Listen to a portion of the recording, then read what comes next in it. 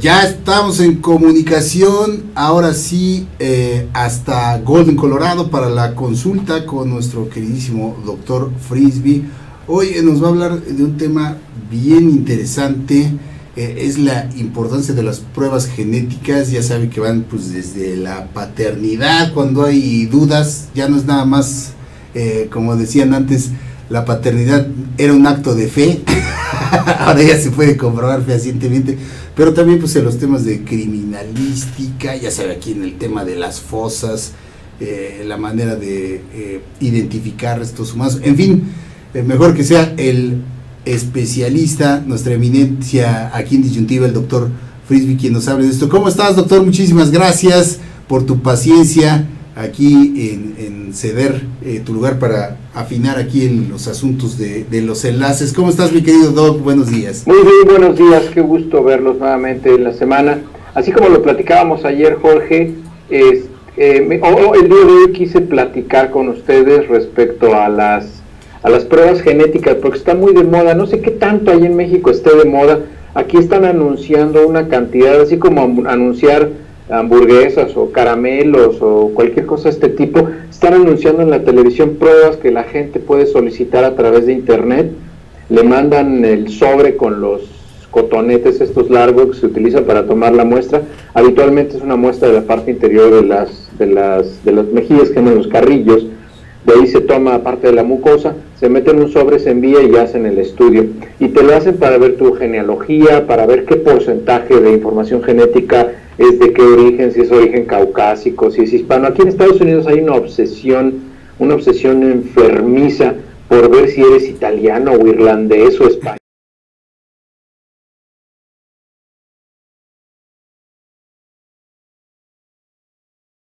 Una frase que dice: hay españoles en todo el mundo menos en España, porque si tú en España a una persona le dices, ay, ¿tú eres español? No, yo soy vasco. Ah, ok. No, yo soy catalán.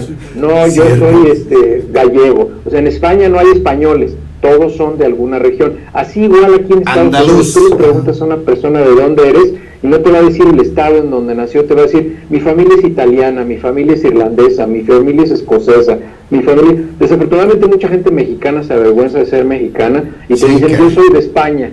Entonces, digo, la verdad es que les ves toda la pinta de ser de Tlalpujahua, pero ellos dicen que son de España, porque se avergüenzan, pero, en fin. Entonces, ahora en internet, en la televisión están anunciando pruebas genéticas para eso, para saber cuál es tu origen genealógico.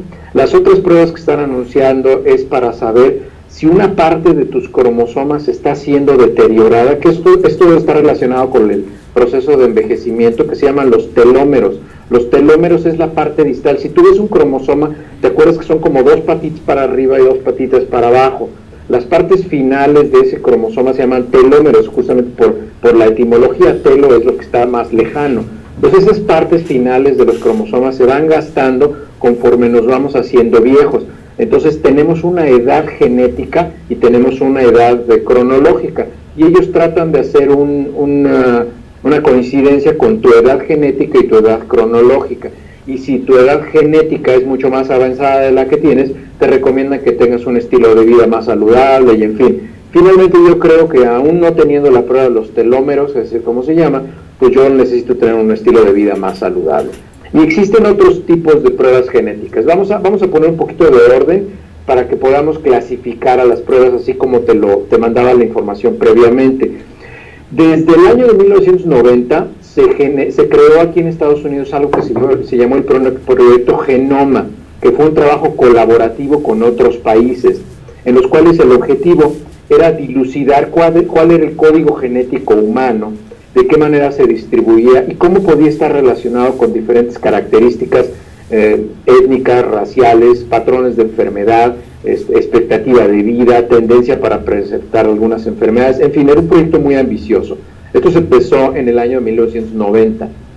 En el año de 2005, por ejemplo, la Universidad de Harvard reclutó a miles de personas para tener un conocimiento mucho más amplio de esto. Lo amplió. El proyecto Genoma ya terminó hace algunos años, pero empezaron a darse cuenta que el saber la información genética desde diferentes perspectivas establecía unos retos éticos muy importantes.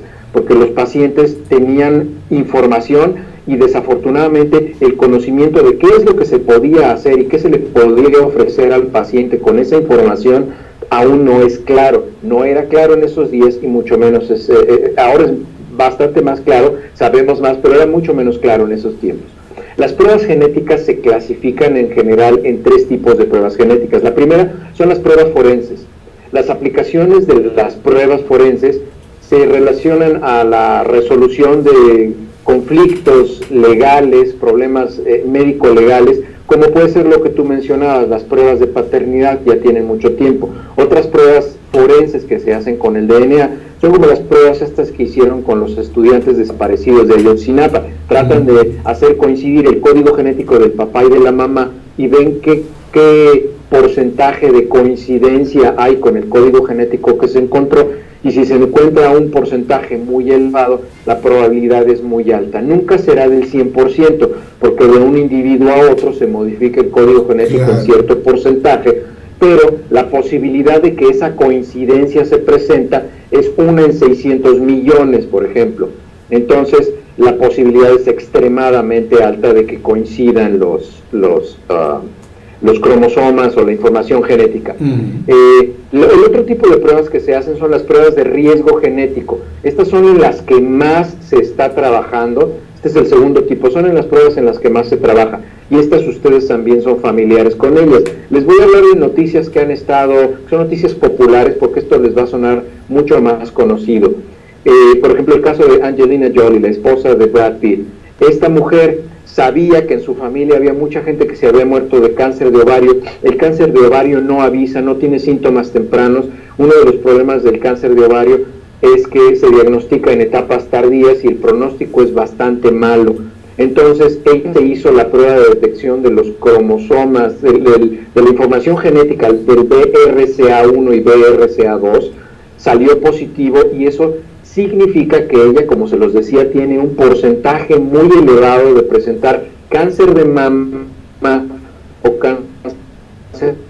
Entonces, hacerse una mastectomía del pecho, ponerse prótesis, aun cuando su pecho fuera sano y no hubiera ningún dato de cáncer, y quitarse los ovarios. Entonces ella ya se despreocupa de eso. Entonces, ese es un tipo de pruebas de riesgo genético. El otro tipo de pruebas de riesgo genético que se hace, que es muy frecuente que se haga en el ambiente oncológico, es si le quitamos un tumor a un paciente, ese tumor tiene un código genético, tiene uno más, y entonces los estudiamos para ver si tiene receptores para hormonas, las otras características, y con base en eso nosotros sabemos a qué medicamentos de quimioterapia, qué terapia adyuvante se llama la terapia que utilizamos además de la cirugía, el cliente se le resuelva mucho más fácil o lo podamos tratar mucho mejor y tenga un mejor pronóstico. El otro tipo de genético son pruebas que también hablar de ellas, son las pruebas de la amniocentesis. Cuando una mujer está embarazada, se le hace una amniocentesis. Ahora la amniocentesis, que es meter una aguja muy fina, sacar una muestra de líquido amniótico donde está flotando el bebé, y en ese líquido encontramos células de la piel y de otras partes del cuerpo, porque orina, entonces hay células de la vejiga, encontramos células del bebé, y de esas células del bebé que se encuentran flotando como una nata en ese líquido, se obtienen los cromosomas y se puede saber con una certeza muy alta qué tipo de enfermedades puede tener ese bebé, si es que sospechamos, porque en un ultrasonido de alta definición vimos que había unas características en la forma, por eso el ultrasonido se llama morfológico. Entonces, si vemos que hay algunos trastornos en la forma, ahora hacemos un examen de la información genética, y ese es otro tipo de prueba de riesgo genético. Esas son las más frecuentes que se utilizan en la segunda categoría de pruebas de riesgo genético. Y la tercera categoría de pruebas genéticas que se están haciendo recientemente y que están muy de moda, muy en boga aquí en los Estados Unidos, son pruebas que se llaman pruebas de farmacogenética. ¿Qué es esto de la prueba de la farmacogenética? Todos nosotros hemos experimentado que si a alguna persona le damos un medicamento, ese medicamento responde de manera muy diferente de una persona a otra. Y eso puede ser porque un sistema que muy comúnmente es usado por los medicamentos para ser metabolizados, eliminados, o muchas veces los medicamentos están hechos como pro-medicamentos o como se conocen también, sabes que son activados por este sistema de enzimas que se llama citocromo P450, que tiene una gran cantidad de subtipos, el citocromo P450. Una vez que va adentro del organismo, entonces ya es una sustancia activa. Lo que hay en la pastilla es una sustancia que no es activa, es una sustancia, es una prodroga. La enzima lo activa, eso hace que ya sea un medicamento activo. Bueno, nosotros podemos con las pruebas de farmacogenética saber cuál es el grupo de medicamentos o específicamente qué medicamento es el ideal para dar la menor dosis y reducir el riesgo de efectos secundarios, o como muchas veces sucede en gente ya mayor, gente de edad mayor de 65 años, que toman toda una lista larga de medicamentos para una serie de enfermedades, cómo estos medicamentos interactúan y cómo afectan la actividad de estas enzimas para aumentar, disminuir, anular o amplificar el efecto de las otras medicinas con las que se está tomando. Entonces, estas pruebas de farmacogenética, en este momento, como todas las pruebas nuevas, son muy caras. Aquí en Estados Unidos el costo de esta prueba es algo que puede ir entre los 400 y los $1,500 para saber un grupo de 10 enzimas. Y pues bueno, sí, las enzimas son más de 3,000, entonces para saber cómo funcionan 10 enzimas el costo es entre 400 y $1,500. Entonces es una prueba entonces no está al acceso de todas las personas, y la mayoría de los seguros aquí no lo cubren, o si lo cubren lo tienes que justificar de una manera muy acuciosa, y esa es parte de mi trabajo. Yo soy consultor para genética, entonces yo le ayudo a algunas oficinas médicas a que tomen decisiones en base a los resultados de genética. Entonces, está de moda el utilizar este tipo de pruebas genéticas, pero siempre algo que es muy importante, y los médicos lo debemos de tener muy claro, es que en el centro de toda esta arena en la cual se está, me lo imagino como una pelea de box, en el centro siempre los médicos debemos poner el beneficio hacia el paciente. Entonces podemos tener una cantidad importante de avances tecnológicos, pero ¿de qué manera esto impacta en los riesgos potenciales, en los beneficios potenciales para el paciente? Y eso es lo que nosotros debemos indicar. Lo demás son pruebas de mercadotecnia y cosas que se le hacen muy atractivas a las personas, pero en realidad no tienen ninguna aplicación clínica. Yo, como siempre, mi sugerencia es que vayan con el médico, platiquen con el médico de su confianza, y el médico, esto es muy importante, el médico que tenga conocimiento, porque este conocimiento es un conocimiento que ha sido producido en los últimos 10 o 15 años de manera muy importante. Sí, cuando yo fui a la escuela, la clase de genética era una clase de 2 horas, una vez a la semana durante 2 meses, y se acabó. Ahora es todo un bloque de clases de medicina, y el conocimiento de genética es impresionante, es fascinante, pero hay que estudiar y hay que estar bien familiarizado con ese conocimiento. Claro, doctor, la importancia por ello de profesionales como tú que se actualizan constantemente sobre los avances médicos, y pues vemos que esta importancia de la ciencia en la genética pues no solo nos determina precisamente el perfil que tenemos, que ya sabemos que pues hablar de una raza pura es una mera utopía, porque todos somos parte de todo, ¿no? Somos una mezcolanza en realidad, con ciertos caracteres pues un poco más ponderables que otros en nuestros rasgos, en color de piel, etcétera, pero en realidad todos somos, y esto lo comprueban estas pruebas genéticas, todos somos una mezcla de varias genéticas que resultan en ciertas características fisiológicas, digamos, que nos ayudan también no solo eventualmente a identificar, como decíamos, a una persona con otra en parentesco, sino, como ya lo dices tú, a tener medicamentos especializados, a saber desde pues antes de nacer incluso a qué somos propensos genéticamente, ¿no? Y a tratarnos de una manera o de llevar una vida que pueda precisamente ayudarnos a evitar ciertos padecimientos, doctor. Por eso pues es tan importante, más que nada diría yo, conocer nuestro perfil, que te digo ahora, que nos dices tú más bien, es un boom ahorita en los Estados Unidos, porque te dan santo y seña de toda tu árbol genealógico, ¿no?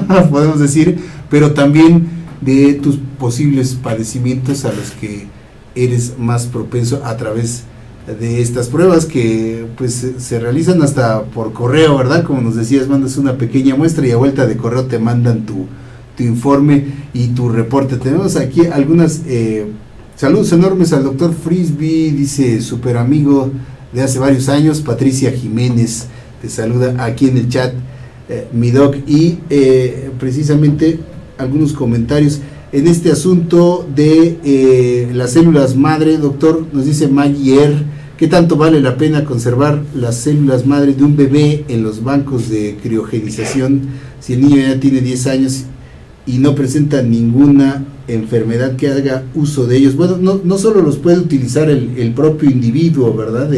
Digamos, un cordón umbilical, puede utilizarse para otras personas eventualmente esto de las células madre, doctor.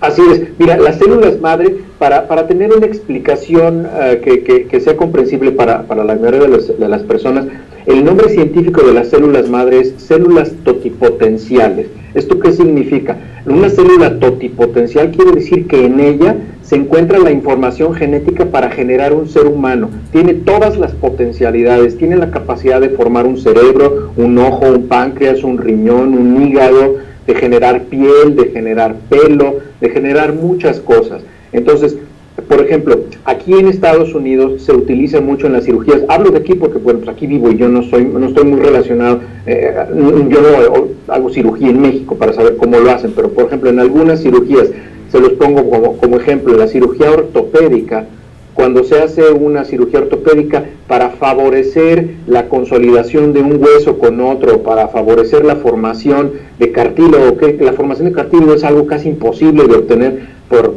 en conceptos de medicina tradicional, la medicina anterior hace 20 años, se le pone una inyección de células madre filtradas desde luego de un donador, y entonces las células madre, cuando están en un entorno, entienden qué es lo que tienen que hacer. Si yo las pongo adentro del tejido del hígado, las células madre saben que tienen que formar hígado, entonces lo van a regenerar. Una de las ramas de la investigación en la cual se están utilizando células madre y se puede tener algo de esperanza en la regeneración es en la regeneración de la médula espinal para la gente que ha tenido un accidente. Por ejemplo, el accidente que tuvo Christopher Reeve, Superman, que estuvo confinado a una silla hasta que se murió de complicaciones relacionadas a estar en esas condiciones.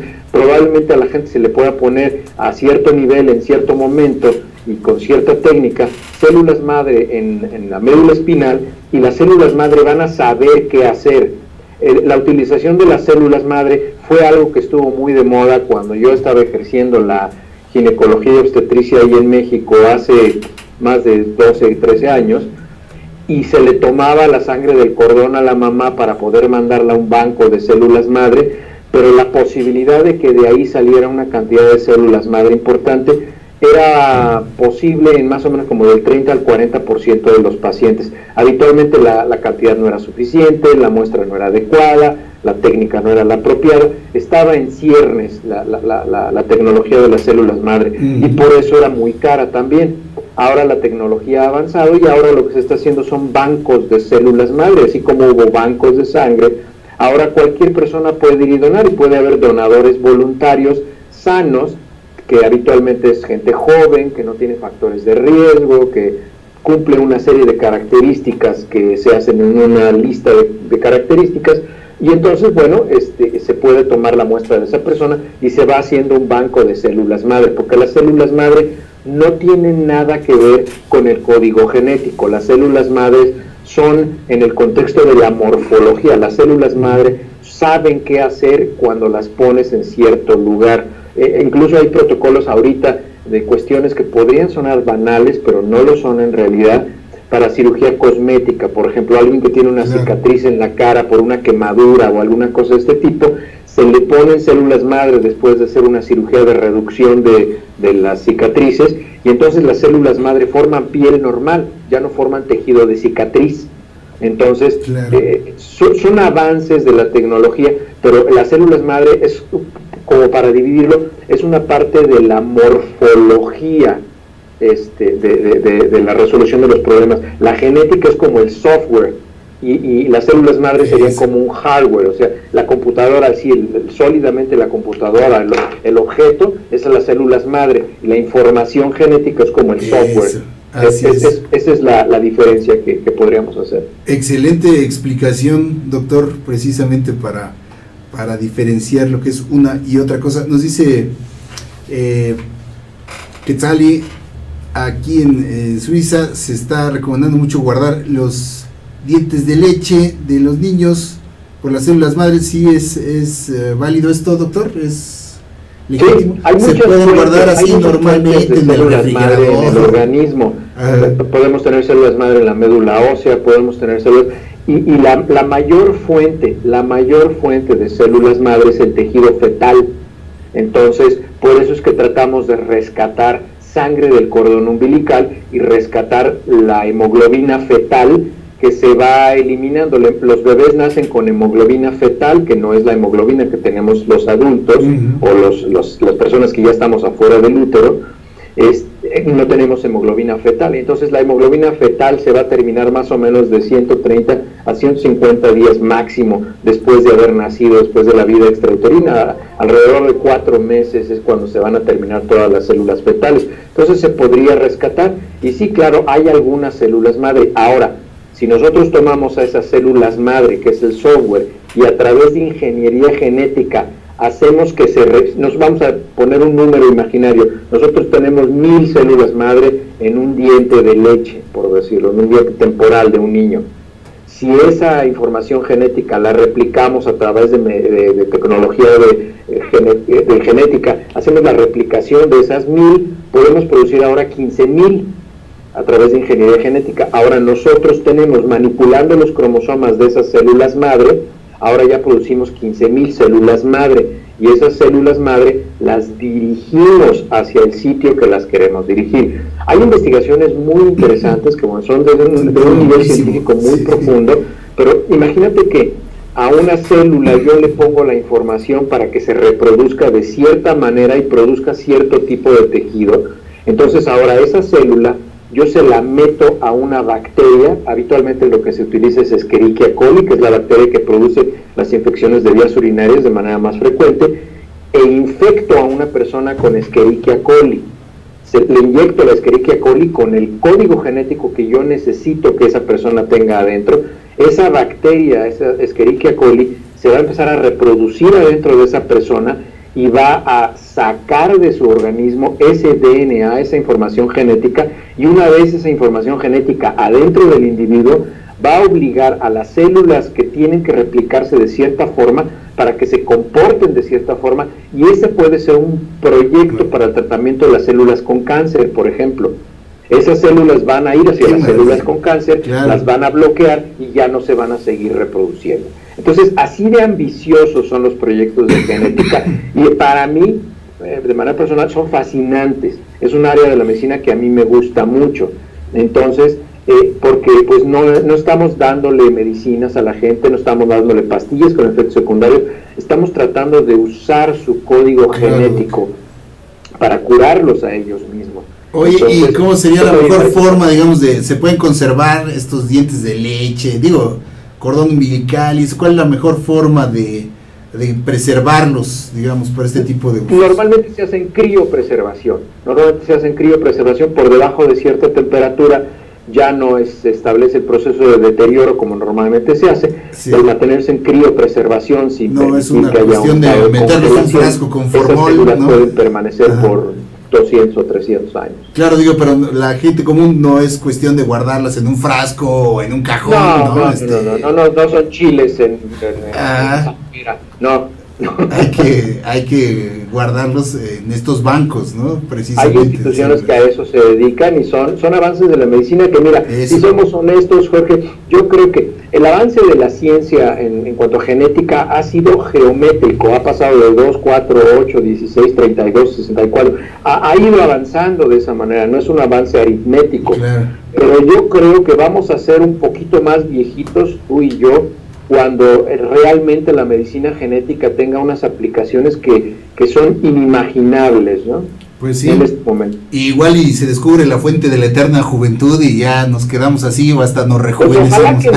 Pues ojalá que no, porque yo realmente entiendo la vida aquí en la Tierra como una parte de una evolución y una parte de una dimensión de existencia, pero eso es una convicción personal.